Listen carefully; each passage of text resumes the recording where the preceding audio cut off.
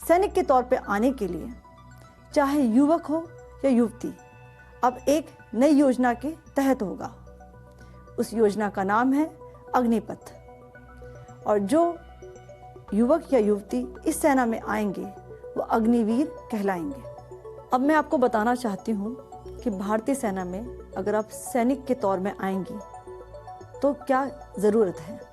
ज़रूरतें, पहला, आपकी क्वालिफ़िकेशन 10वीं पास होना चाहिए। आपकी उम्र 17.5 से 21 वर्ष।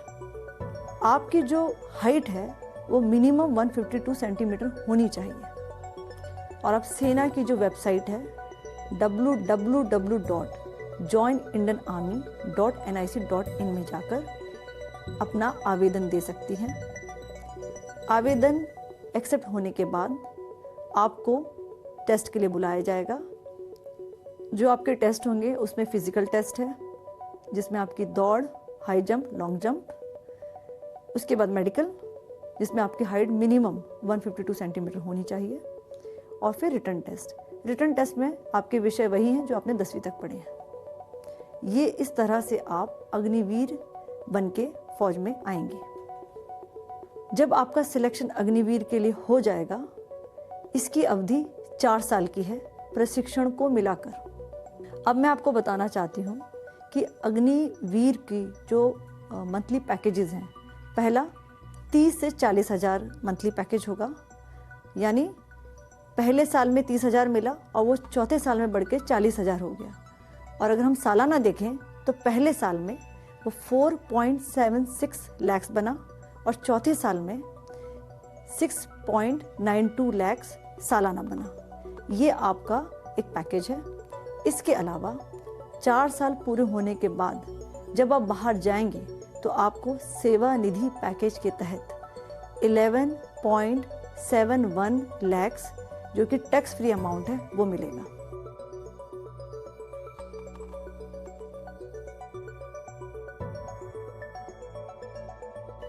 अग्निवीर की जब सेवा में कार्यरत होते हुए अगर किसी कारणवश मृत्यु हो जाती है तो उसके नेक्स्ट ऑफ किन को लगभग 1 करोड़ रुपए की राशि दी जाएगी, जो कि इस प्रकार है।